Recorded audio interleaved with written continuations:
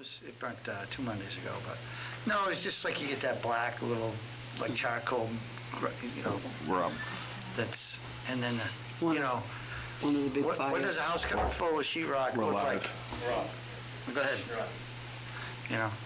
Good evening, everyone. I'd like to welcome everyone to tonight's school board meeting. It is April 5th. Would you all please join me for the Pledge of Allegiance? Pledge allegiance to the flag of the United States of America and to the republic for which it stands, one nation, under God, indivisible, with liberty and justice for all. Thank you. Next on our agenda is, well, we have a public hearing that's posted on the agenda. So at this point, I will open a public hearing, and the posting, I will read: to the inhabitants of the town of Farmington, you are hereby notified that pursuant to New Hampshire RSA 198:20-B 3A, the Farmington School Board will hold a public hearing for the purpose of accepting unanticipated revenues from the ESSER 2 grant in the amount of $1,729,999.64. So, do you have any other, Ruth Ellen or Brian, any other information to add to that, or? What we haven't said before. Not that hasn't already gone out. Yeah. Now, when will we be able to start applying stuff under those funds? We really need to get ESSER 1 spent down first, unless there are pieces that can only go in ESSER 2 and not in ESSER 1. And then buses will go in. buses are in ESSER 2, right. And then, And where are we at once with we've that? fully accepted, then we will have things in there and go at. So where are we regarding the spending the ESSER 1 funds? Probably have just over $100,000 left. I'm in the process of moving stuff over. I'm going line by line. I'm moving stuff over. And then we got to set up ESSER 2, so whatever is left over, I have some place to put it when we get over there. Plus I have to put the buses in there too. The buses just showed up this morning, so. Good. So our 2 buses. They're shining. Yep. Who does the sign off? I assume you signed them off, made sure that they fit the yeah. build sheets and so forth. Matter of fact, we walked through it together. Yeah. And then I went through it again with Lynn. Okay, So- good. So at this point, vote with the public hearing, we'll leave it open for a period of time. And I'm going to go into public participation. If anybody has anything here or online, please let me know.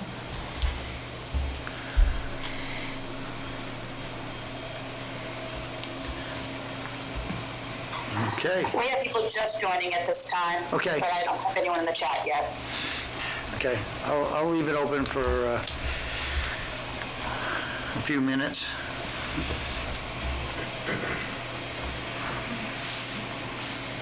Now, while I have it open for public participation, I'll ask one question to fill some of the time. With the governor's new order, I read it today, and it seemed to me that we would be in compliance by our current setup. Yes, we are in compliance with the current order and have been since September, actually. So there's nothing that we have to scramble to do to change. We are fully open 5 days a week to those who want to come in, and remote remains an option for those families who choose to do so. But the governor's order is that we must offer 5 days in school instruction, full day instruction, which we've been doing. Right.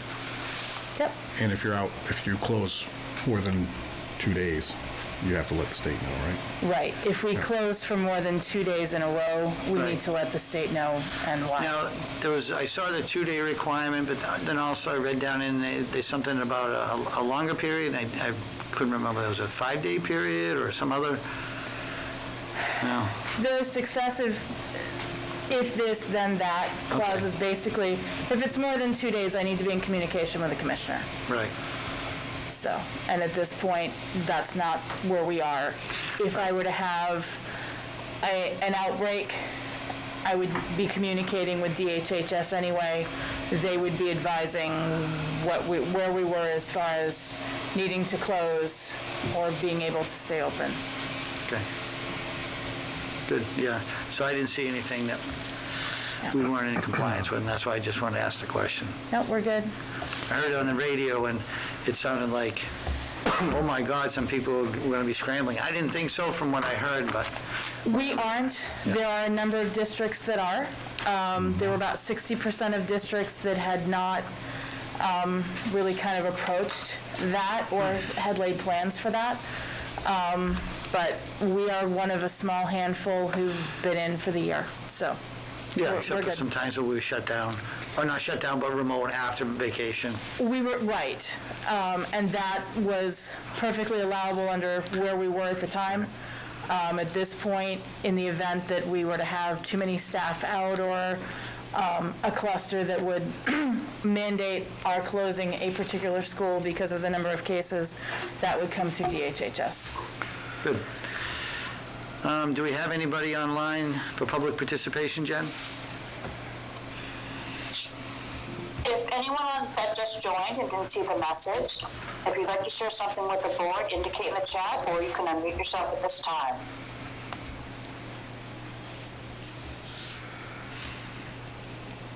No one has indicated in the chat, but I did put a message for them to let me know. Okay, thank you, Jen. Charlie, I'll do a quick, Go ahead, Tim. just want to give a quick shout out to the junior class on their penny sale, as well as the staff advisors. They did a really nice job putting that together. Everything was well run. Everybody was polite. It was a good community event. And then a thank you to the sophomores who put together the cupcakes for the Friends of Farmington elderly meal. Yeah, definitely. Very well put together and very nice job. Yeah, I think we had some leftovers that we brought back up to the SAU. They disappeared fairly quickly. Last I saw, they were headed towards Brian's office. It's only because the kitchen is next door. Moving on to reports, we have a curriculum. Before we get Oh. there, did you want to seal the non-public? Or do you want to do that afterwards? Okay, so you had mentioned to me regarding. Non-public 1, and actually I believe it says 2 in the folder. Non-public 1 from last week should be sealed. Okay, so those minutes, were you able to put those up? They are in the, They're in the sensitive doc Yeah. folder. So if the board members get a chance to review those in the next few minutes, if you haven't, maybe we'll take it after the reports. okay. That way people can at least look at those and call them up on their computer. Do we have a curriculum report? I know you said There's a Misty was curriculum having report in there. Misty trouble getting online. was unavailable. Her internet has gone down at home, so she's trying to get back online, but has not texted me that she's been successful. So we want to table that till after giving her a chance to get on? We could do that. So I'll table that. Student services. Diane is here.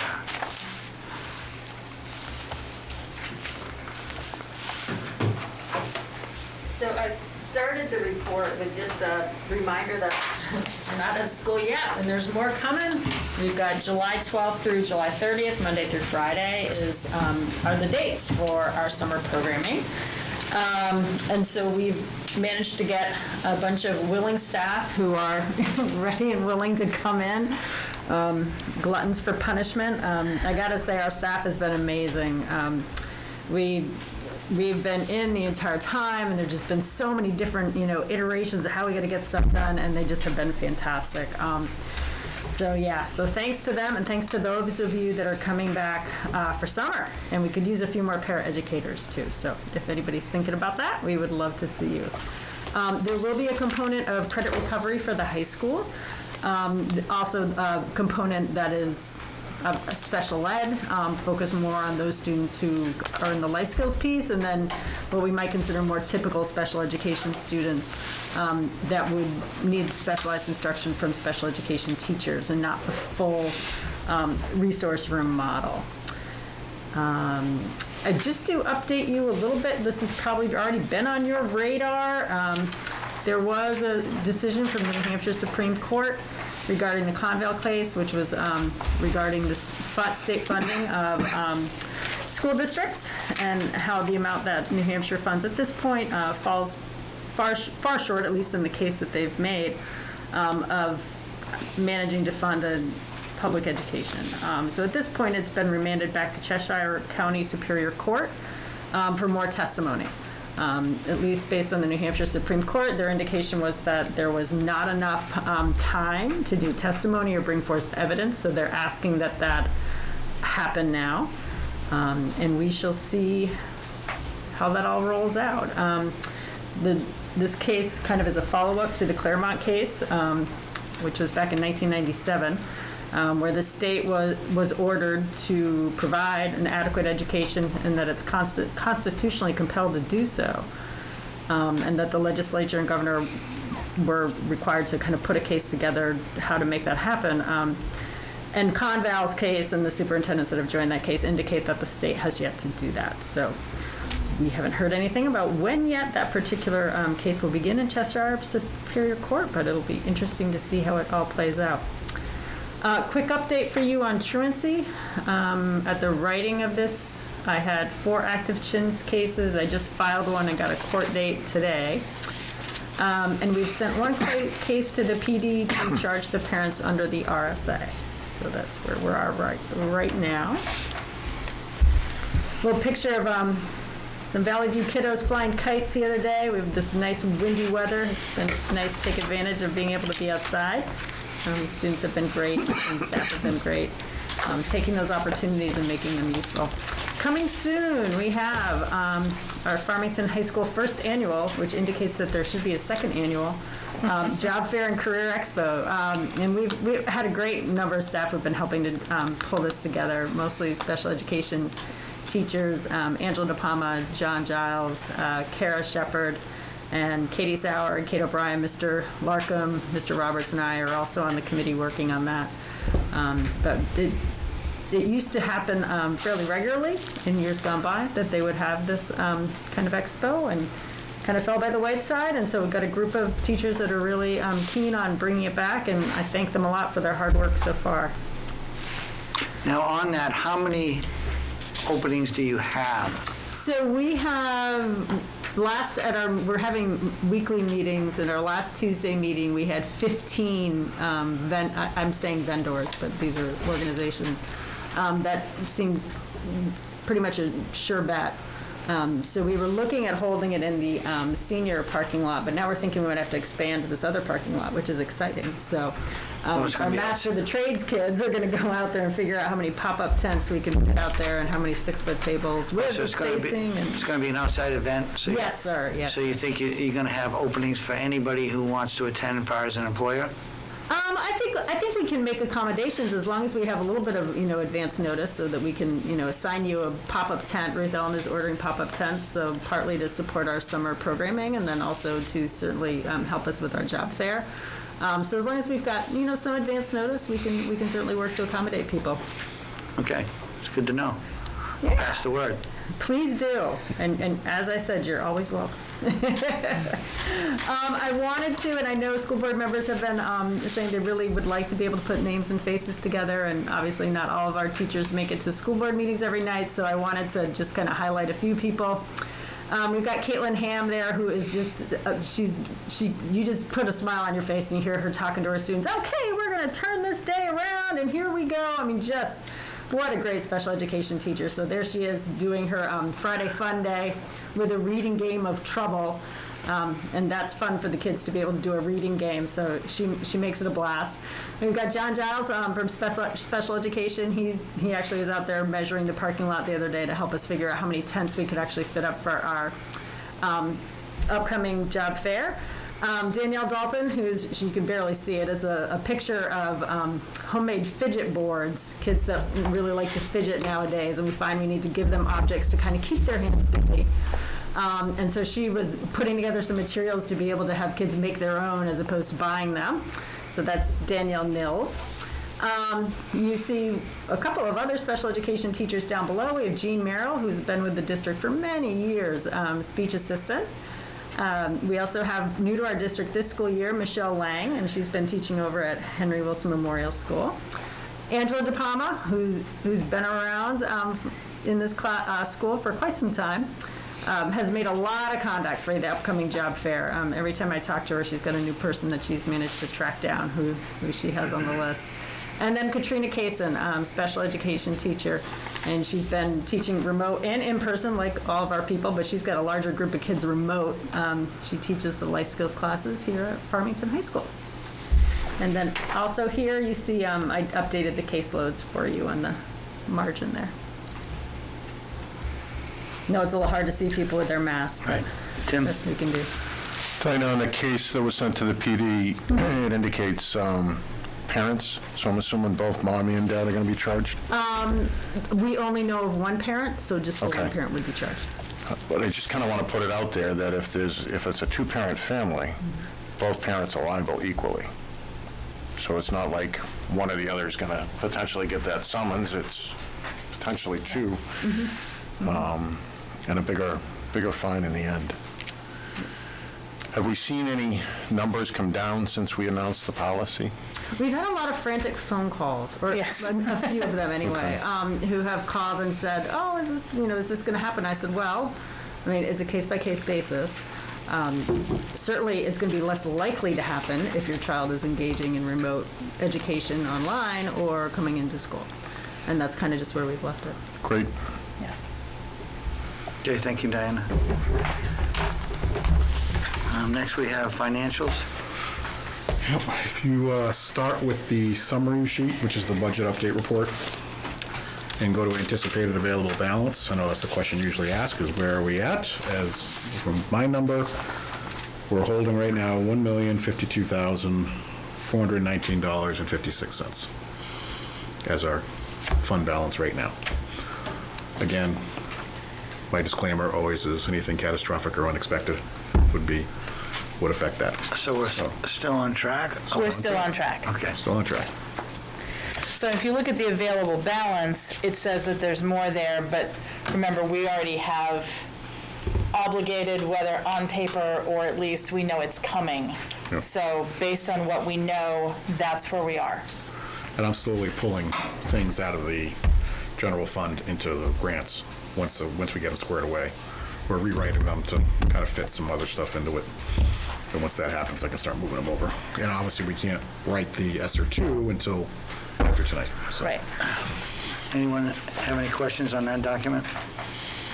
What's our average spending per month been averaging, Brian? About 170-ish? Actually, we're below that because we've cut out a lot. So we're probably, we average about 120. I was going to say between 120 and 130, Yeah. depending upon, I mean, there's been a couple months that have been a little higher than that, but there's also been a couple that have been a little lower, so. So between now and the end of the year, do we have any big balloon payments that haven't been encumbered, insurance? Right. Nope. No, it's all been encumbered. Okay. So, Nice. What else on the financials? I know there's a audit finding email? auditors will be here on the 19th. We just wanted to put in there that we did get This is the single audit. the single audit, Single audit, yeah. which is for the grants, and there were no concerns at all on it. Nothing, no recommendations, no nothing of corrections or anything need to be done. The state gets our pieces from the auditor, they take a look at it, and basically this is their notation to us that they're good with what they've seen. So we pass that along to you. Good.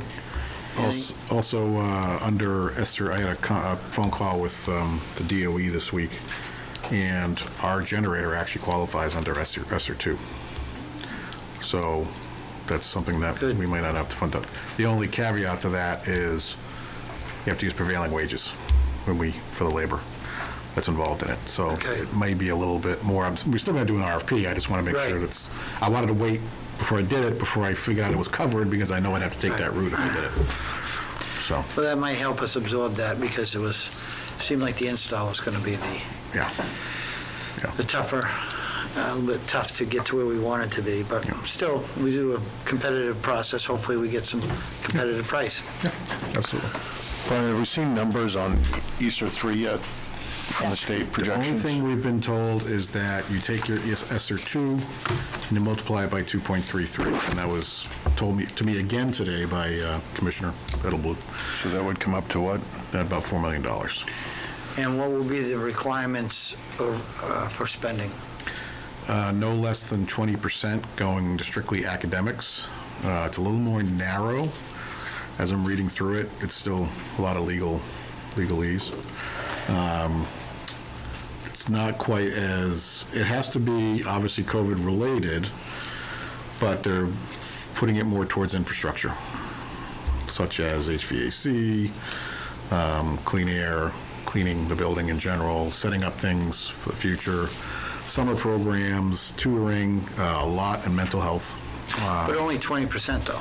Minimum of 20%. Minimum of Okay. 20% has to be for And academics. is there in ESSER 2, is there a threshold for, There is not a threshold in ESSER 2. There's the grand suggestion, and if we didn't put anything academic in there, we may get looked at askance, but Yeah, it's not a, we have it's quite not a a bit. hard and fast requirement. we have, I think, quite a bit that we're We do, considering, yeah. yes. So Yes. my understanding of the disbursement for 3 is, in addition to the allocation that the formula they use under Title I, summer school is potentially separate, or an additional resource on top of that we can apply for. There was one other additional as well. So the $4 million sounds awesome, but potentially there's more, depending on how it's applied for. Does it have a They're time- still working that out at Yeah, the state even level. the commissioner today was still not, he was extremely vague, and he's Yeah. like, I'm not putting anything out there because you're going to hold me to it if I do. Now, what is the time range on when it would be start spending and when you have to have them spent by? Is it like a 2-year window? It's probably going to be a 2-year window, I guess. Everything, so far, everything has gone back to March, was it 16th? March 13th 13th, which of is- 2020, Which is, they call it COVID Day. That's when everything shut down. And which is the Friday before you guys came on the board. And then not that you had anything to do with all of The this. day before we were sworn. Yeah. Actually, it was the day you were sworn. It was the day you were Friday the sworn. 13th. Yeah. Yep, Friday the 13th, COVID day. yeah. And you guys. It's a lot of So, coincidences there. CARES Act goes through 22, 3. ESSER 2 goes through 23, and then I believe so will ESSER 3, I think ESSER 1 goes through September of this year. September this year, that's right, yeah. ESSER 2 So, is next year. which is and why then we the need to year get CARES Act ESSER 1 spent down first, because that runs out in September. Right. Anything else on the finances? before. I don't have anything else. Okay. Moving along next under old business, the truant officer job description. Have that So this was in the folder last week, but not necessarily up for discussion on the agenda.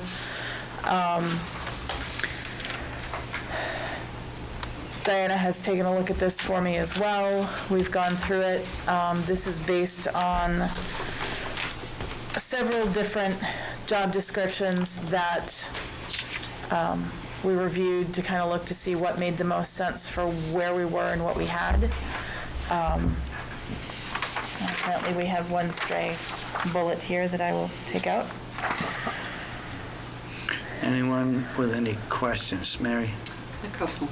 On page 2, under conditions of employment, the line begins with working hours are from 7:30 to 5. Will be flexible, so because sometimes there will need to be things that happen before school. There may be times that the only time they're going to be able to get with families or with parents would be after school hours. So you're basically, by that statement, you're giving them parameters that their 20 hours are going to fall within those timeframes over a 5-day period. Correct. Okay, cool. The only other thing I had was the very last paragraph.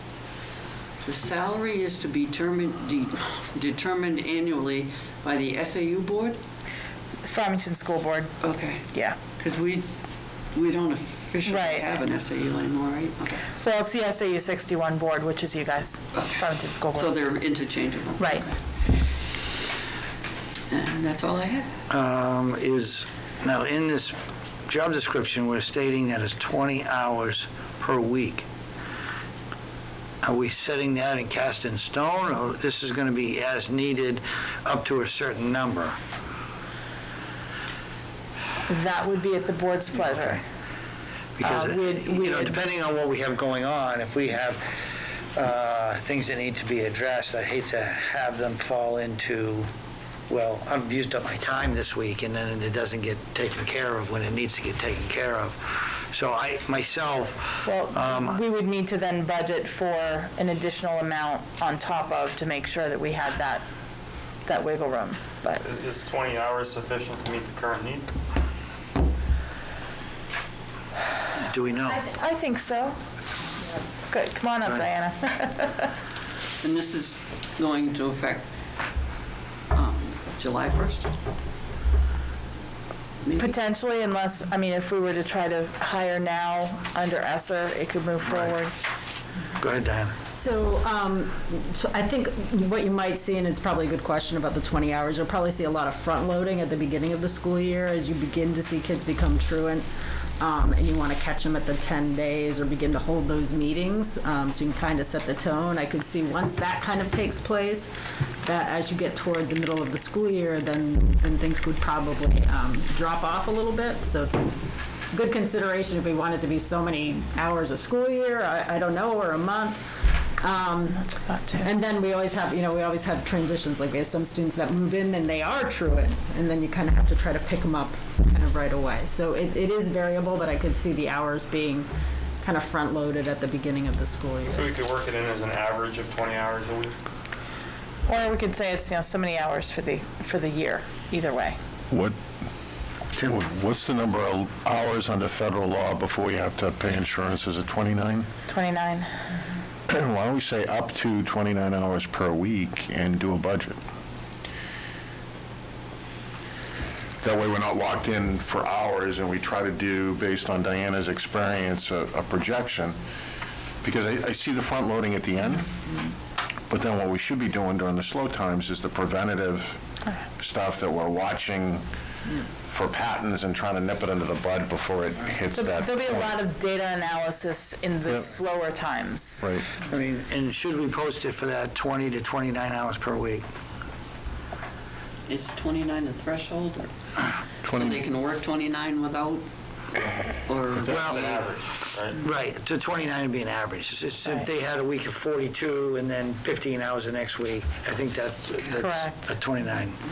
But, well, I mean, maybe we don't want to put the 20 to 29, but I think we need to give people an idea what the expectation is, though, if they're thinking that they're going in full-time and it's only averaging 20 Right. hours a week. right, yeah, I guess we should leave it at that, but I think budgetarily, we may want to build in some cushion so that we can, because it's the first time we've done that position, especially if it's going to fall under ESSER 2 funding, we could build in some cushion budgetarily so that we can have this person do what we need him to do. If we're, So do we want to put in the conditions of employment up to 29 hours up to an average of 29 hours per week? I don't know, it's up to the board. I'd say up to 29. Yeah. Tim? I mean, you can put the average of the 20 hours a week with some weeks being as high as 29 hours, so somebody knows what they're looking Well, it can be at. over 29, it's the average can't be more than 29. Right. Well, if you Yeah. put the 29, then it makes it clear that they're not going to get the bennies and health insurance Yeah. associated with the position. Or put a part-time position ranging in 20 to 29 hours a week. Give them a range, Yeah. so that they kind of know what they're looking for. Yeah. I guess my other, Because chances are they're probably going to start off more than 20 hours, especially with getting into the position. Training. And we don't want to make it say it's only 20 hours, when initially it may be more than that for them to get up to speed and address the initial caseload that they may be dealing with. What's the district policy for non-salaried employees, non-union, non-salary per overtime? Is it after 40 or is it after 8? It's after 40 for the, it's Okay. 40 for the week. Okay. Any other suggestions or concerns with this position description? You looking for a motion? Please. I think Ruth Ellen is. I'll make a motion to approve as amended. Second. All in favor? Aye. Aye. Can we do a, Oh. I'm sorry. Well, I just want to say for the record, Joel's not with us tonight. He is not able to attend, and I forgot to make that announcement in the beginning of the meeting. Go ahead, Tim. So before we advertise this out, can we do a wage study for the board on what Governor Wentworth, Spalding, what they're paying so that we can, when we do advertise it, we can Yep, put out some I've reasonable... started to look, so I already got part of that pulled Yeah, together. we'll make sure we have a competitive wage. Moving along next to union response to vision care additions. So I have language for you that's in the sensitive docs folder. We may want to move this to Okay. non-public. Non-public. So Okay. we have tentative, looks fairly good, but I think we need to talk about the language. All right. I'll make a motion that we table it till non-public. Second. All in favor? Aye. Aye.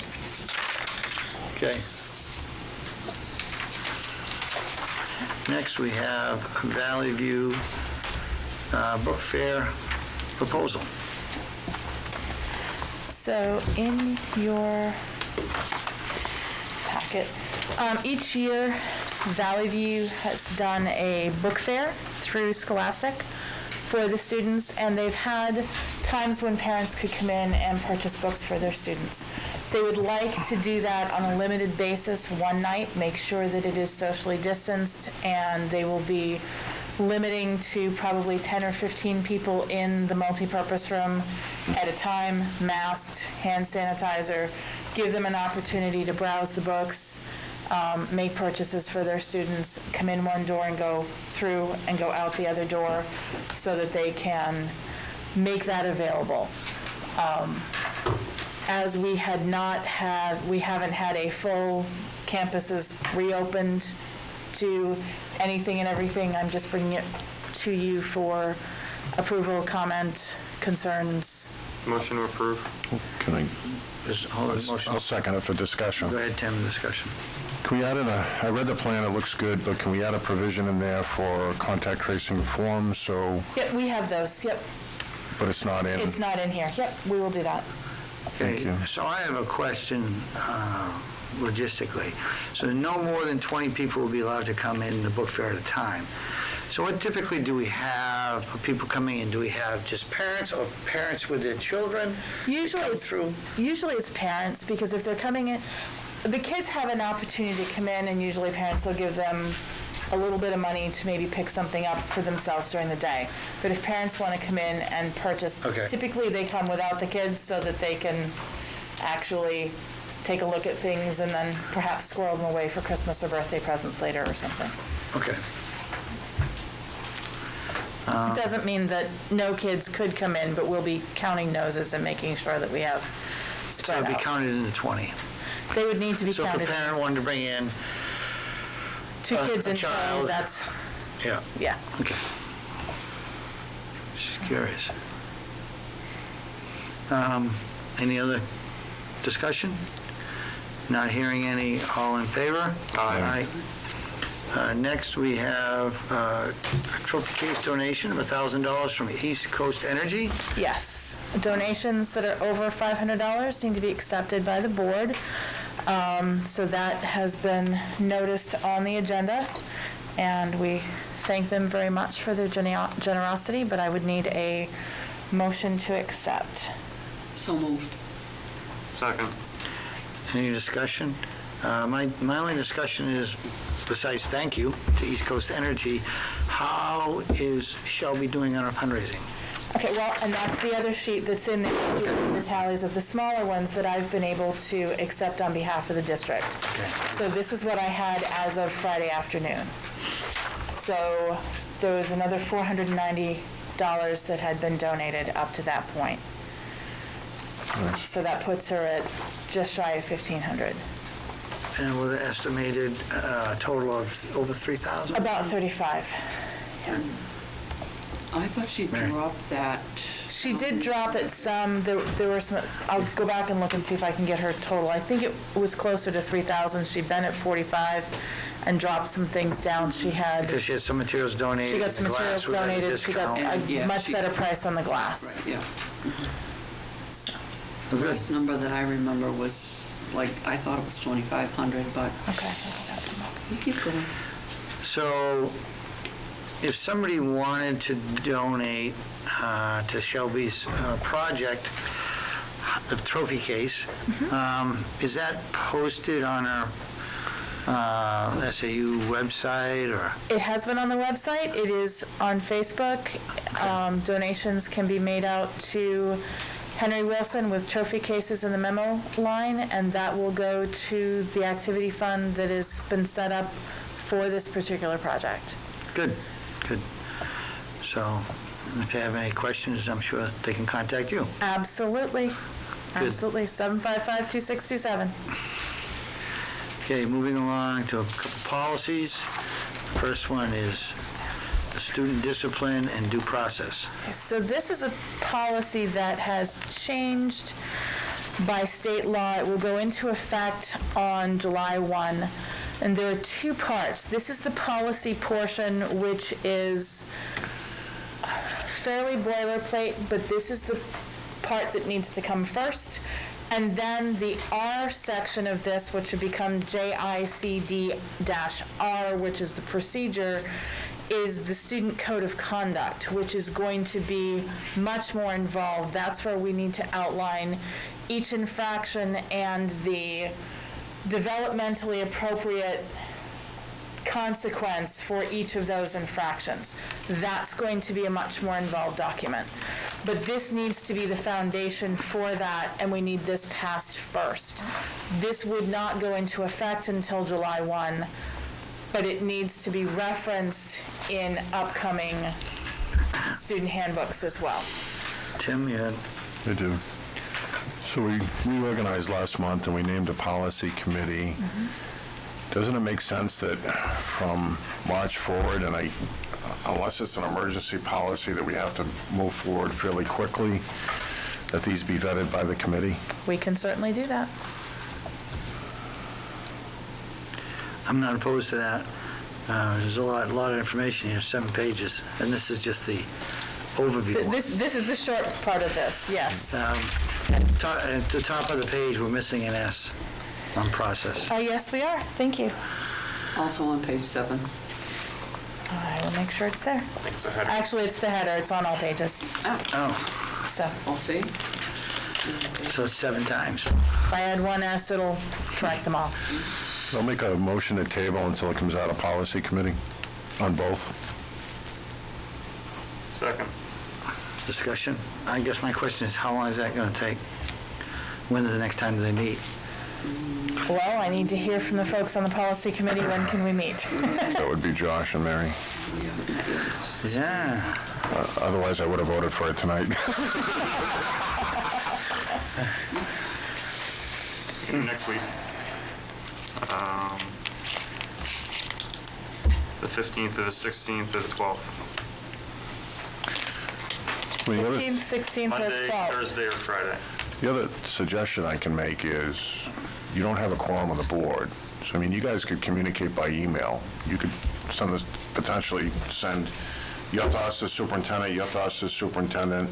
She can kind of rework up a draft, get it back out. So it doesn't necessarily have to be an in-person 2-hour belated meeting. I mean, especially on the simple ones, it can be kept, I think, simple. Right. Could we do a track changes document or something? We could do a track changes document in Google. That's easy enough. Okay. Okay, so He'll come down and show me how Okay, to do well, it. If I share it with you in Google, you can make comments on the side. Okay. And you can see in the history who's changed what, because it will be in different colors. And it will say, Mary Barron typed this, Josh Whitehouse typed that, so. Ratting us out. Any other discussion on the motion? Not hearing any, all in favor? Aye. Aye. So that'll be back to us I will when you get guys that. get to it. I will get those put up this week, and then maybe if we can set a target for having comments in by Monday so that we can potentially then get it on for the 19th for a read. Okay. Next, we have tuition info / rate setting. So you had asked for some information for other local areas. You have a sheet there that gives Barrington the 3 schools to which they tuition, Middleton and I Wakefield. think that was for non-public. Okay.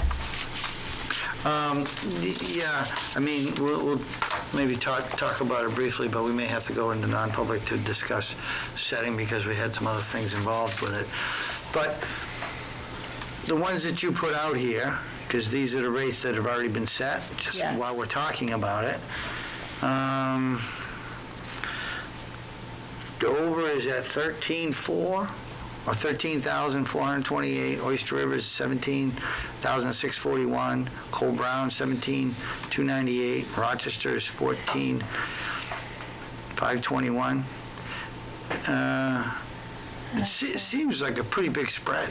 It is a fairly big spread, and actually, Governor Wentworth, I did get those numbers back too. They're in the upper 12s. The part of that is based on the fact that their agreements do not all use the same calculations. So if you're looking at the tuition, some is done by just taking the MS-22, the amount there. Some agreements will say, we're going to take this and we're going to add a percentage to it each year. Some will say, we'll take past year's number and just increase by this percent. We're not even going to look at what the next one is on the DOE 25. So, or 22. So that's part of where there's been some change. Some of the lower ones have just taken historical numbers and maybe added 3 or 4% each year, but they've not gone to what they may be currently and then added a percentage. Others have said, we're going to use the current plus add a percentage, Right. and so that ends up higher. So if we look at Dover, it says area agreement, and then in brackets it says, in parentheses, DOE 25. Yep. Is that meant to be MS 25? Well, the DOE 25, MS 25 are intertwined documents that get sent as part of tax rate setting. So the area agreement is a DOE 25. It's based on their For the prior area year plus agreement. 8%. Their area agreement amount, or their formula, is the DOE 25 cost per pupil plus 8%. So how is the DOE 25 different than MS 22 or 25? Because there's significantly difference in price. You've got a couple of things going on there. One is economy of scale. So as you have more students, your price does get dropped down some. I didn't go back and look at what Okay. these were. This is what I was given verbally when I called. They said, this is what it's based on. So, I know Oyster River limits the amount of students that Barrington can send. They usually have a lottery each year, so it's a little more higher demand. Dover is kind of the fallback. So, I don't want to say fallback, that probably didn't come out right, but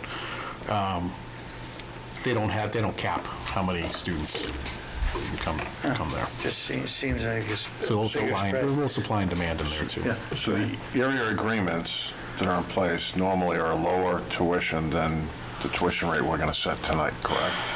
Yeah, I mean, I think our average is at Oyster River is probably about 18,000, 18,500, something in that range. And what was the prior area agreement that the SAU had? with Middleton, Yeah, what was that rate? it was a mess. I'd have to go back to it. It was written in 1972. Yeah. And had not been updated, and that's Right. partly why the rift happened because there were some disagreements about what was carried forward over several years. And was Many, it- many years. But wasn't it approximately like 11.7? Well, that would have been back to 2015, so, but yes. So if you're looking at what Middleton has done for an area agreement now, it's around 12, it's upper 12s. Yeah, because I was just going from memory from Right. when that was in place, because the number that I heard stuck in my head was that. I don't know if that was accurate or what. First-year tuition in Middleton was $12,000 with Governor Wentworth. Okay. And it goes up each year with the 5-year agreement. Did not include special ed. Okay, so in these tuitions, are this inclusive of all the students, special ed or not? This is the general ed cost. Okay, this is all general This is ed. general ed cost. Oyster Rivers is not, they take out transportation too. They take transportation costs out and figure the per cost per student. Okay. So typically in these agreements, any student that's coming in, tuitioning in, that has additional needs is on a case-by-case basis? It's an additional cost by services rendered. Okay. Okay, I think that's all I have for public. Okay. Anyone else? Making a motion to approve the recommended tuition rates as written on a per pupil cost. Are you looking at per school or the total, the average of the two? I'm looking at per school, 17,744.20 for the high school and 18,534.79 for Valley View. Okay, is there a second? Second? So, This wouldn't necessarily be what's in an area agreement. This would just be if someone said, I Right. want to send my one kid to Farmington. and I know, Tim, you had mentioned about some discussion on public regarding this topic. This is for an individual student coming in from another district. I can clarify. But if we were to do something for a different community, That could be a totally different agreement at a different rate that is set between you and that other community. Okay. Just wanted to ask that question. So we have a motion and a second. Any discussion?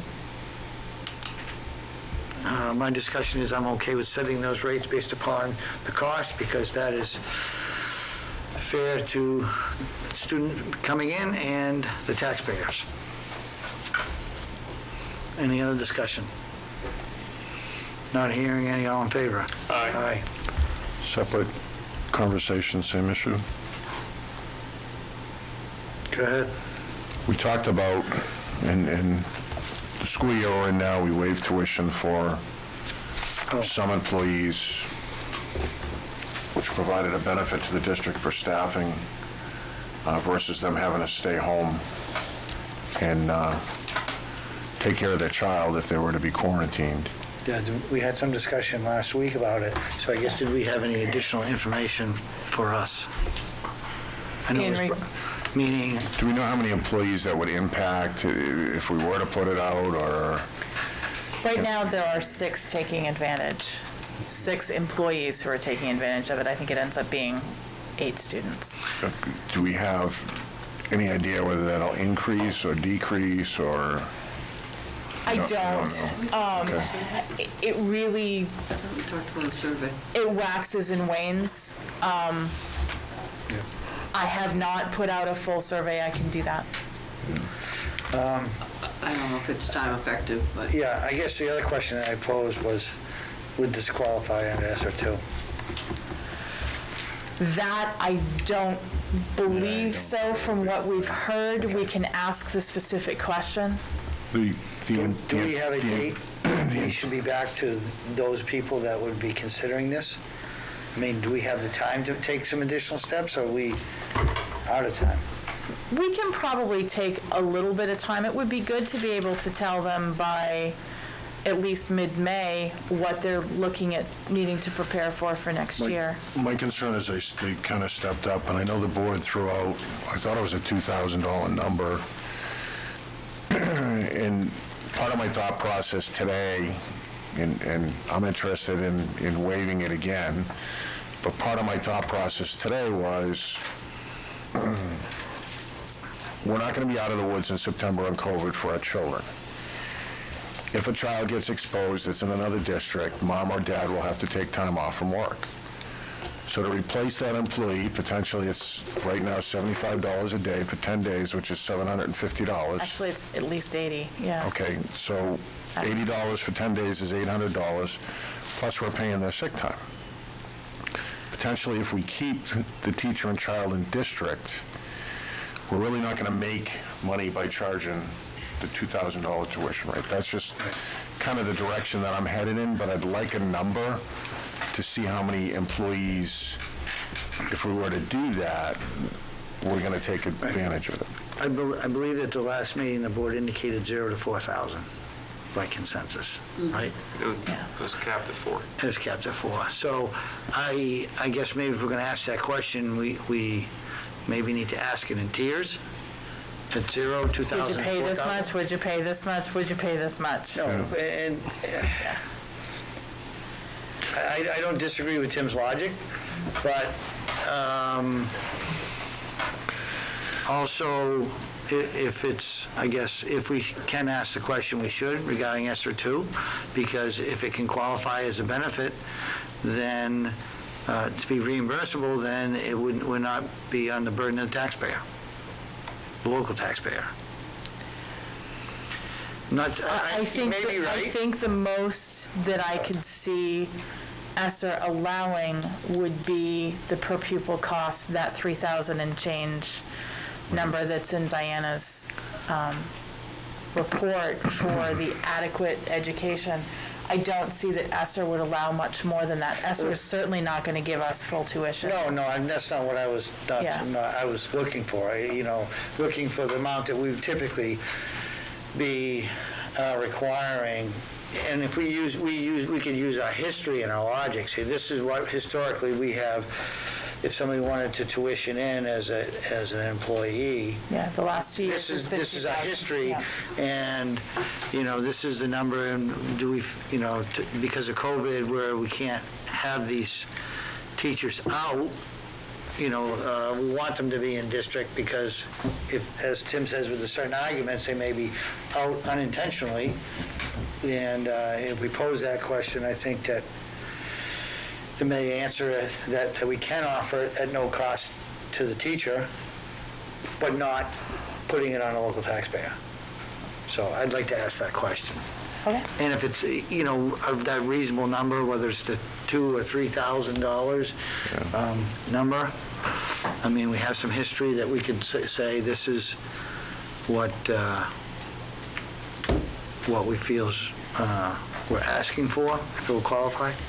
Okay, so just to clarify, you want Brian to check with the state to see if this is reimbursable under ESER, and you would like me to put out a staff survey to see if staff would be willing to pay to keep Well, students. are they in. considering tuition in their student at, if they are, I mean, Am I looking at just those who are now, or you're looking at anyone else who might be considering bringing in? Anyone interested in plus now? Okay. Right. All right. yeah, District-wide, not just, Right. right. I guess when you're, Because also, if we're going to waive a fee that typically we charge, and it has to go onto the taxpayer, we really should know what that is. Approximately. Is it 2 or is it 10? If we're going to say 0, and there is going to be some cost to the Farmington taxpayer because we can't get it reimbursed. You know what I mean? So it'd be good for this board to say, make that conscious decision, knowing as best that we can. but, Tim? and I get what you're saying, that there's a cost, but the reality that I'm looking at is, if you got 15 kids in a classroom and we put 16, is there really a cost there? Or is there an additional burden that's placed on the taxpayer per se? Is the way that I'm looking at it. It's not like, because we're taking these 6 children of staff in the district, we have to hire another teacher, or our liability goes up. I understand. There are incremental costs to adding any student, and that may, at any one time, one additional student may change up the classroom size where another teacher is hired. And, it all kind of, and typically we have adopted a policy before I was here of a certain cost. So, I'm not saying that we can't waive that under the extenuating circumstances that we have now, but historically, that's what we've done because of the incremental cost. So, if we're going to do that, to waive it, we need to have sound reasons why. Or this board will look like, we feel like it today and we don't feel like it tomorrow. And I don't want to do that. No, I understand the logic. I just want the taxpayer to understand, and at least with my vision of the 6 children we've taken in, there probably is a slight cost, but I don't think it's monumental because we haven't been pushed to spend $12,000 on the children. I'll kind of leave it at that. So, when do you, Mary, sorry. To follow up on Tim's, I think that the other costs of substitute teachers, things like that, if our staff people have to go out, would certainly, that's something that you can't not do. You know what I'm saying? I mean, it's like, that's a distinct cost. That's a calculatable fee that if that teacher has to stay home, we're out. There's a number attached to that, so. Anything else on this topic? When do you think you'll be able to have that back to us? 2 weeks or 1 week? Either way, when it's ready, you can get back to us. I will try for this week. Okay, next we have draft substitute handbook. I had promised that I would have a substitute handbook to you. This is first go round. I have put together quite a few different pieces using handbooks from several different area districts and a few from other places in the country to kind of get a sense of what else might be included. I believe, Mr. Chairman, you have someone trying to get your attention. Tim, well, I was waiting for you to finish speaking, and then I was going to... I didn't want to interrupt you while you were speaking. I mean, our handbooks to the board are pretty much a matter of policy, and again, I think this should go to the policy committee. And I'll make a comment of just one quick thing that I saw in the handbook is that there was reference to arriving early enough to work to prepare. We're paying a daily rate that, in essence, because the non-salary boils down to an hourly rate above minimum wage. However, if they're coming into work and they're preparing, they're in that hourly wage. So I just want to be clear that one part we put the hours, the other part we say come early to prep. The minute they walk into the building and they start their prep time, labor law-wise, they should be on the clock. Yes. So I'd look at those start times, end times. If you're going to bring somebody in and they need prep time, is it 15 minutes? Is it a half hour? Do they arrive at 7? Kind of more define that in the handbook so that we don't get in trouble labor law-wise. Because your prep time is compensatable to a non-salaried employee. Yep. Could we change the day rate to an hourly?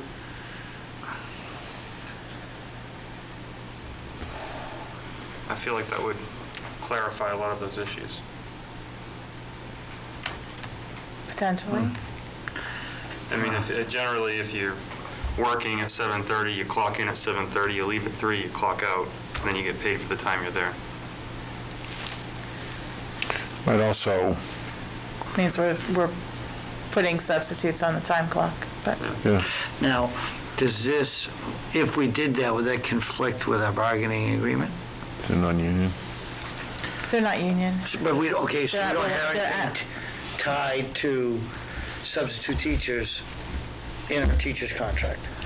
No, there are provisions in both the teacher's contract and the para's contract that if they sub for a class during a prep period, or if a para takes a class, a classroom para, it wouldn't be a one-on-one, but a classroom para takes a class because the students they're working with are absent, they get an additional amount of money for that time. Right. Or teachers get an hourly rate if they are, if it's a high school teacher, their prep is, 85 and a third minutes or something like that.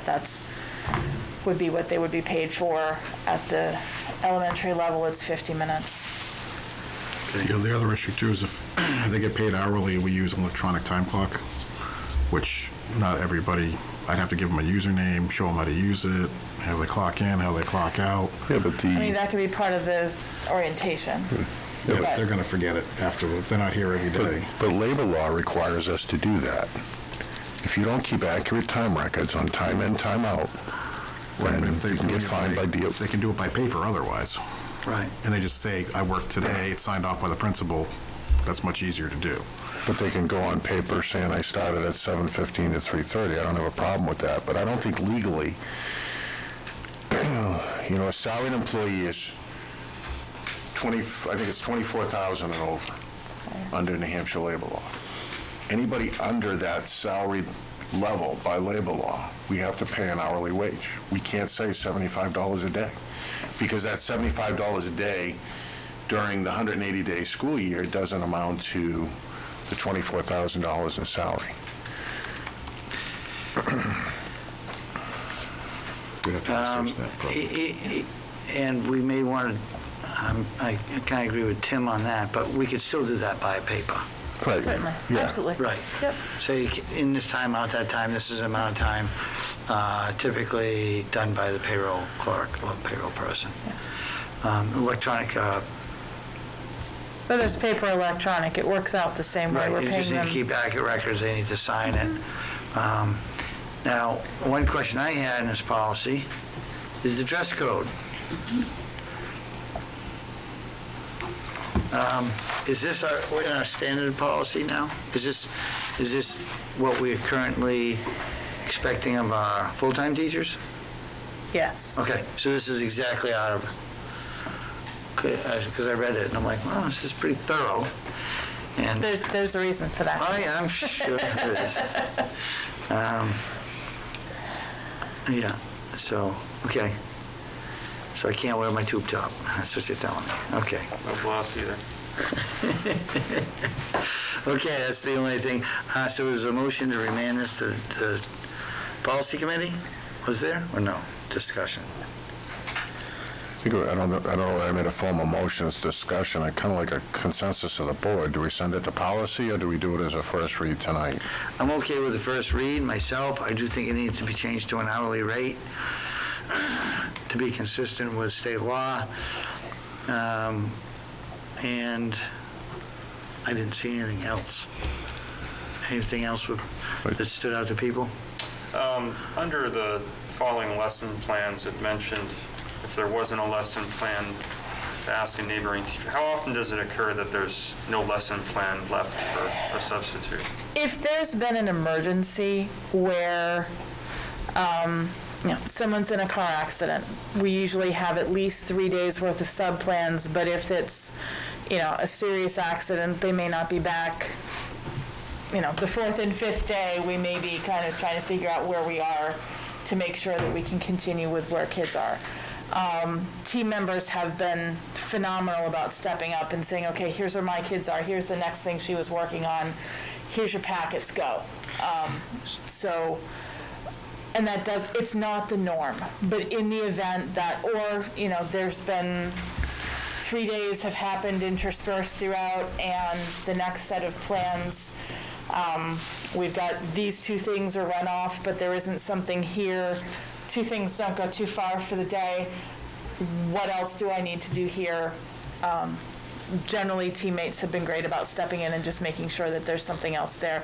They're for the unplanned absences. A planned absence, usually teachers have left far more than they're going to get through that day. But if it's that emergency, sometimes life hits when you don't expect it. So most of the time, substitutes come in with an unambiguous this is what we're Yes. going to do to that. Yes, that's, if everything has aligned and Murphy is alive and well and it's all gone wrong, then here's your next step. You're not just, twiddling your thumbs or teaching the kids to knit that day. Let's see what else we can do. Now, on that topic, it says, please ask a neighboring teacher, department head / high school. Shouldn't that be, because this substitute is working by direction of the principal or vice principal, shouldn't that direction be coming from that administrator with the assistance of the neighboring teacher saying, okay, This is what you're going to do. and this is the person's going to assist you, and if there's any issues, you get back to me. I will word it that way. Because it's not, it really shouldn't be the management burden of a neighboring teacher to Nor give is it that expected employee to be. guidance. Correct. So I understand that they're assisting, but because that administrator may hear something that he doesn't agree with, saying that lesson plan really is probably not going to work in this scenario because it's maybe too involved, and it may make an administrative decision of, this is what I think how it should be handled. So I think that should be reworded to show that chain of command. Mary? Yeah. In the very beginning, under the introduction, it appears it's referencing the new mission statement. Is that something we can readdress based on where we go with the strategic design Sure. approval and things? And that's the wording of the new one, so, we can just kind of leave it Yep. floating out there for now until we determine what that's actually going to be. On page 5, use of cell phones is not permitted in the classroom by teachers or students. Does that make the assumption that substitutes are considered teachers? They are the teacher of record in the classroom that day, All right, yes. 'cause Yes. they seem to have fallen through the cracks for me in that one. Okay, Interchangeable is fine. okay. Page 10. Can we drop the E on first aid? Yep. Yep, thank you. That's all right, I had to look it up. All in all, in general, I felt that it was pretty comprehensive. Again, as we go through another read, we may see some things like clear hallways, soft lockdown. I know that that's very generic, and I'm assuming that the detail for something like that is in another document. This is Yes, and that would be part of the orientation as Okay. well, but knowing that this is a public document, I'm not going to give a whole lot of Exactly. detail. No, that's fine.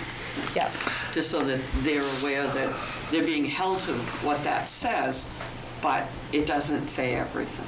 no, They've got some- nor could it, no. No, that's, So I guess Go ahead, Tim. my question is, how many substitutes do we have working in the district today?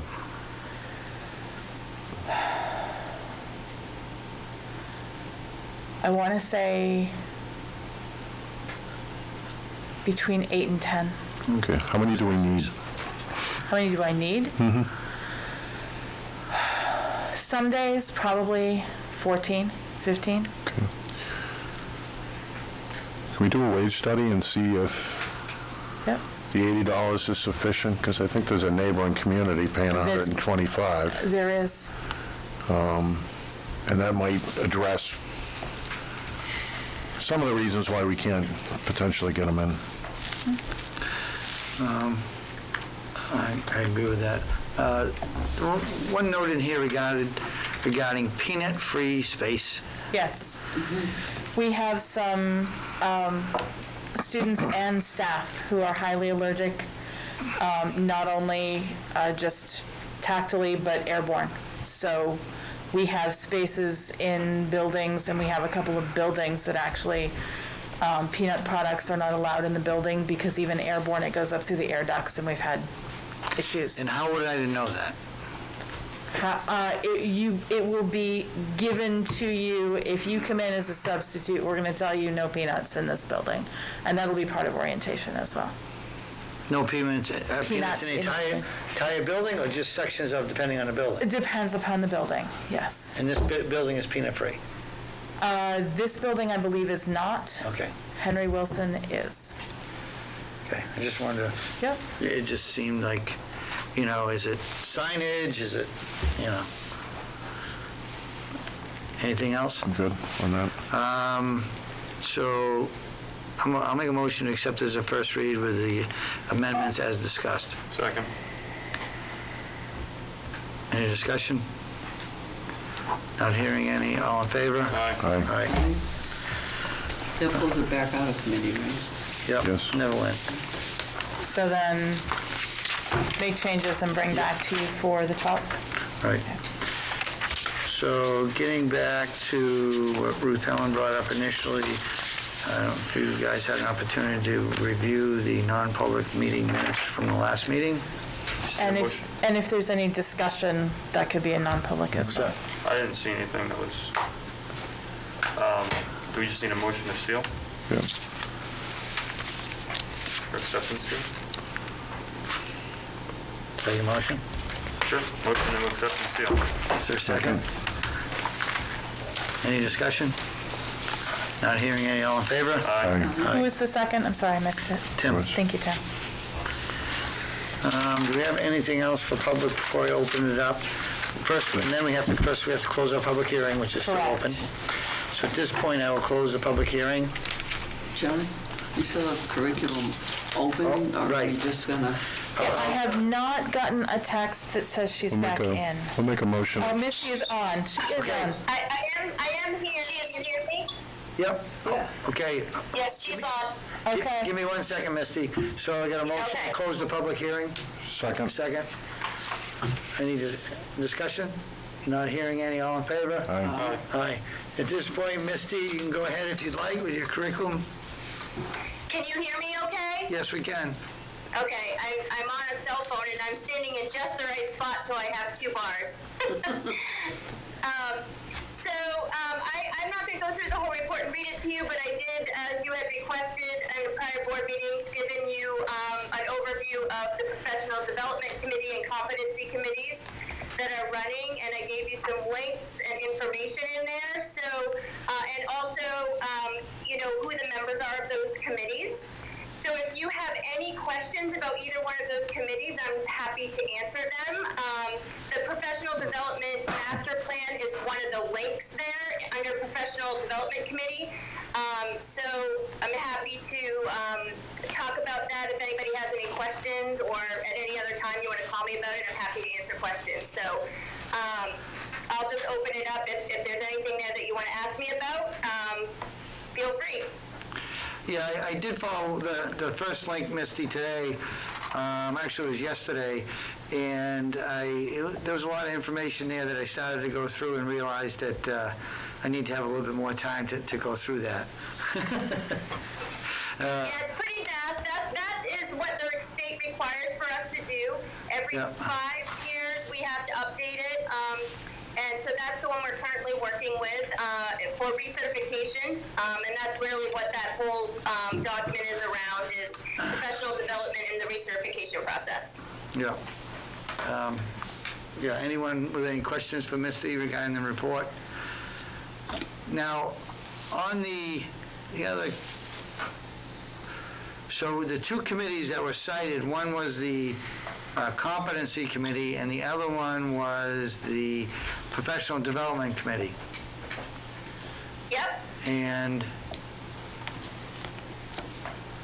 I noticed that on the Competency Committee, we have a senior principal on each one of those committee members. We have Paul Roberts at the high school, we have Giselle on the Henry Wilson, and we have Blake on the Competency. So that was good to see. Yep. And they come regularly to the meetings. Anyone with any questions? I guess not. Thank you for getting on, Misty. I know you're having some troubles with your internet service. Yeah, thank you. Sorry for I was actually on right after the report for financials, but, so I've been here, just so you know. Sorry. Oh, I sorry. missed the text, I apologize. That's okay. Anything else for public, Ruth Ellen? We closed the public hearing. Misty was on. Did you, I had two things. One, well, actually, one topic came up that we were, or Diana brought up that we're still looking for some paraprofessionals, I believe.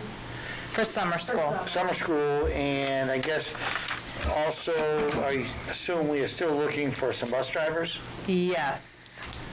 And how are we posting those positions, and what have we considered to add to get the word out? Or what do we, I had a good idea. Take one of our buses, put a banner on it, put it up on Route 11, because I noticed Farmington does the same thing on 125.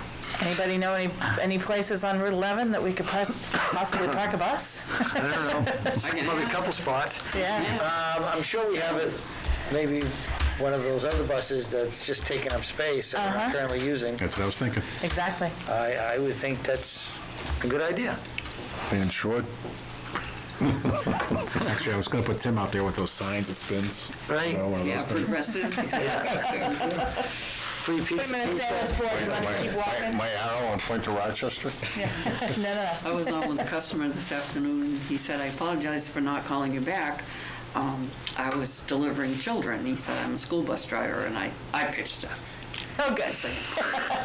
We won't get him, but it was a shot. It was a try. Thank you. Tim? Two things I see in the folder. One is a recommendation for staff laptops, and the second one is a retake form. Were those to be discussed tonight, or are those advisory to the board for the next meeting? Those are advisory. We can take them up tonight. I know that things were fairly tight on time, and they were not put up early for you, so either way. So which one, so, If it pleases the board, the chair, I'd like to comment on both. I think it might save us some headaches later on. go ahead, I didn't actually review them because it wasn't on our agenda, but go ahead. I looked at the retake form and kind of agreed with the concept. I think it was last meeting when you brought it up. But the more it sat with me, it's almost like this form and the process that we're going through defeats what we're trying to work for in competency. So what we're saying to the child here is, you know, okay, you didn't do well on this test. Reading the form, we're telling the student you didn't well, and kind of tell me what you're going to do to make it better. Whereas, from what I've seen with competency, particularly on VLAX, is you're expected to get a certain grade. With VLAX, it's 85, which is a pretty high standard. And if you don't, you automatically keep working till you get that 85 or above. And I think that's the process. And instead of discouraging kids and putting more work on them, correct me if I'm wrong, but isn't that the process that we want to work with the kids, is self-motivating to say, hey, I didn't do well on this test. Hopefully our teachers are reviewing the test with the students, so now they understand where they went wrong. Do some more studying, and they can retake the test. Isn't that where we should be going? And why, and how? And I wouldn't How is this different than that approach? I wouldn't disagree with that, but this does say it's incumbent on the student to, approach the teacher, I want to do the retake. So that would be a difference there. And I would say one of the things that, if there are assignments that are pertinent to that summative assessment that are missing, that those be made up to get to the summative assessment. Frankly, it should probably be you don't take the summative if you haven't done the assignments leading up to. But we don't have that built in at this point. Personally, I'd like to see the averaging model that's used now go away. And that is explicitly on there that it's not that the retake is not averaged with. It says redo, retake, will replace, Correct. will take the place of the original grade, Right. unless it's lower. I just think that knowing kids, we put more work on them, particularly a child that might be having difficulty. Yeah, okay, you got to go through this process to retake looks at it, I'm not going to do that, and we're pushing them in the wrong direction. I think if somebody takes the initial test, doesn't do well, the teacher reviews the testing and the material with them, maybe there's an after-school study or something that the kid has to take the initiative of doing. But I just think I think it goes against what we're trying to accomplish in the future.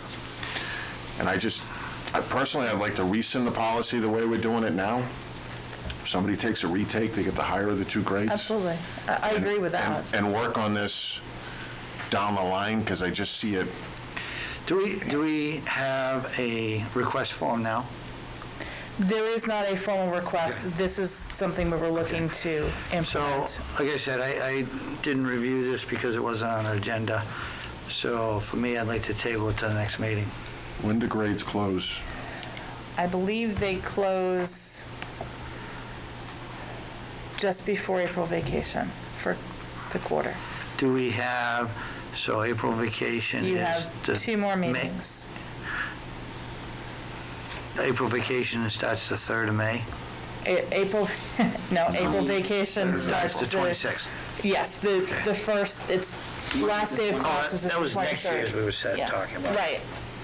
Yeah, we actually get an April vacation in April this year. Okay, so yes, so the 26th, typically, I guess when maybe Tim was going, do we have a bunch of retakes that will be coming up quickly?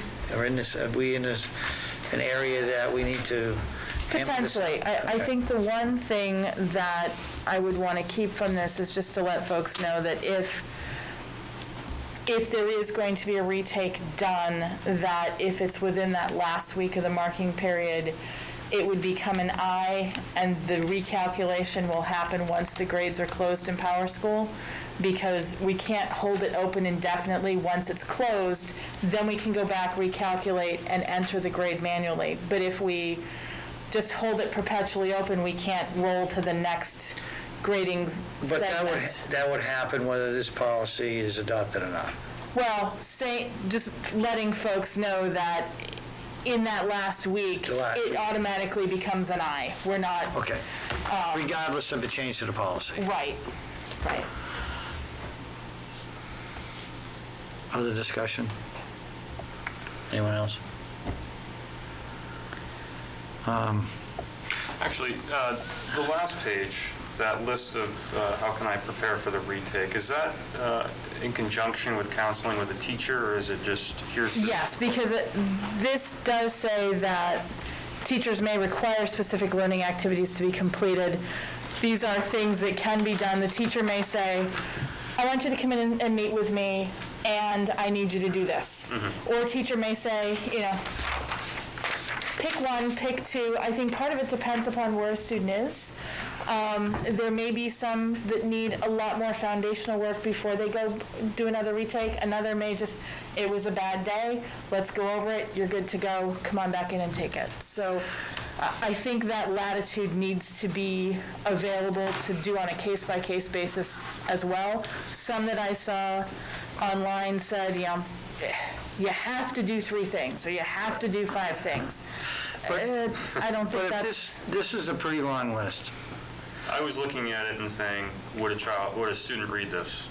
And would a student think, I have to do all this? Well, Because there's no, None of this happens without sitting down with a teacher to say, okay, here's what we need to do here. So I'm not looking for this to happen in a vacuum either. also, but if you look at this as 20 items, maybe 20, more than that, and I just would not want the student to... Think that that's everything they have to do. No. Right, even though there may be verbal communication, it doesn't mean the student was paying attention during that verbal communication, so this might need to be, So, it may need to add the comment, some things to consider. I don't know. suggestions to consider? I guess, can I ask a question? If competency is set at an 85, and a student comes in, let's envision that we're in competency, and a student comes in at 83, he's got to retake that test. What's your vision of the process that's going to happen then, in 3 years, or wherever we get to competency? I would say too, it would certainly be, teachers should look at what portions were missed. Do they need to retake the entire exam? They may only need to take, this is the section that was missed, this is the section you retake. I don't think it should necessarily be the same test. But we're not going to make it a belated process like this on every single lesson, are we? Right. So, It's going to be what's still outstanding, what do you still need to demonstrate, that's the portion that you do. what have you not learned? So, Right. so in a retake, if that's the direction we're headed, in a retake exam now, why are we doing contrary to that is what I can't understand. I don't know that this necessarily has to be contrary to that, but I can see where there are pieces of it that could be more convoluted maybe than it has to be. I mean, I'm thinking more as a parent than a school board member right now. I mean, you know, if you put one other thing on a child, are we inadvertently discouraging them from taking that next step and maybe getting better by doing this paperwork? And I understand why it came in place, but I guess I'm looking at it as, okay, some people are trying to beat the system, so we're punishing potentially, or create the appearance that we're punishing the kids that want to try by making them do more work. It doesn't make sense to me. I think there's some teacher discretion here too. The teacher may say, look, you know, you've got this, we've gone over it, come and take the test. I mean, I think the teacher has the discretion to say what if any of these things need to happen. If you've got someone who didn't do well on a test and did none of the formative assessments leading up to it, then I think maybe the teacher could say, hey, you know what? This is the one pertinent assessment, formative here, that you haven't done. I want you to do this to show me that you've got some practice in and that you know what you're doing. And it may be that that's the piece that they do together in that help session. But And then at that point, we're taking the analysis and putting it on the professional versus the student, which I like. The way with the form is, we're putting the burden on the student to say to the teacher, this is what I'm going to do. And that's what I'm having a hard time seeing, if that makes sense. it does. What I want to make sure, though, is that we give students an opportunity to also take ownership of their own learning, and that it's not just handed to them and done for them. So I think that has to be an open dialogue between the two. If the student says, I didn't do well, why? Well, because you failed me. No, why didn't you do well? What is it here that still needs to happen? Let's help you get there so that you're not sitting here in the same place at the next test. And I think there does need to be some dialogue back and forth there. Should it be incumbent just on a 15-year-old to make all the decisions? Certainly not. But the 15-year-old also needs to take some responsibility for it, because that is part of the learning process as well. That self-advocacy means an awful lot. Okay, so I'm sure we'll be discussing this next week. Okay. The other one was laptop quotes that came in late, at least to the folder. So This is still in process, or this is? well, I got the rest of the information that you had asked for, but I did not have it necessarily at the beginning of the weekend for you. You have a few documents here. You have the additional quotes that were requested. Okay, so hold on, Ruth Ellen. So let me pull the board. Who is prepared to discuss this tonight or table to next week? Tim? I'm going to make a motion. Well, you might get a second. Mary, have you had the opportunity to review that, or are you prepared? I spent about 5 minutes on it. I Josh? saw the overview and that was it. The recommendations, What? the recommendation sheet. That's what I Okay, reviewed. I think my motion might resolve the issue. I'm going to make a motion that we go out for public bid for Dell Latitude 3410 with 16 gigabyte of memory, 256 gigabyte hard drive, and that those bids include a direct bid from Dell Computers local government branch. Separate to the specifications, I want a 3-year warranty, and then a separate quotation for 3-year accidental damage coverage. I'd like the number of units to be 85 versus 80 in the event that we don't go for a accidental damage coverage. Second. Discussion. Mary, any discussion? I was thinking that last week we did talk about cutting out the middle person and going straight to manufacturer. That's why I'm making my motion. 'Cause that's what I expected to see tonight was, how did you make out with Dell? Okay. Well, I'm not in favor of the motion because I'm not in favor of the manufacturer. So I won't be voting for it. I just shouldn't throw it over my shoulder. That was but that's a separate issue. But any other discussion on the motion? Not hearing any, all in favor? Aye. I'm opposed, for reasons I just stated. No, I've had good experience. So, but what are we currently using now? The manufacturers and brands. For the most part, they are Dells. Okay, For the staff laptops, they tend to handle a little bit more rough and tumble than the HPs. The HPs are a little bit more responsive, but they don't handle the back and forth quite as robustly. that's good to know. I think, and Brian can correct me wrong, I think even though we name a manufacturer, we have to say or like. Or like, yes. Because if another manufacturer meets those specifications, that they're not prohibited from quoting on it. Okay. Under the Yep. helmets. Anything else for public? I'm going to open it up to public participation to see if we have anybody. It's on our agenda. Jen, do you have anybody that's, they wanted to speak? No one has indicated in the chat. I did put up another message. We only have a couple people on. Does anyone want to share anything with the board? Please unmute yourself this time.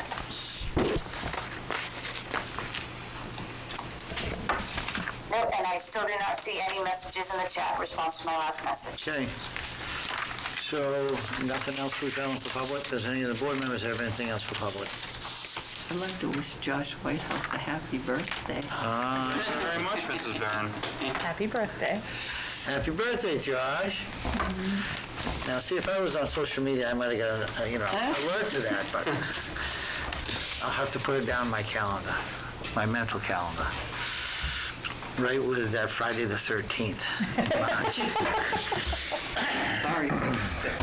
So I'll make a motion to go into non-public under RSA 91A:3, 2, A, B, and C, nominations and resignations, and wish everyone a good night. Second. All in favor? Aye. Aye.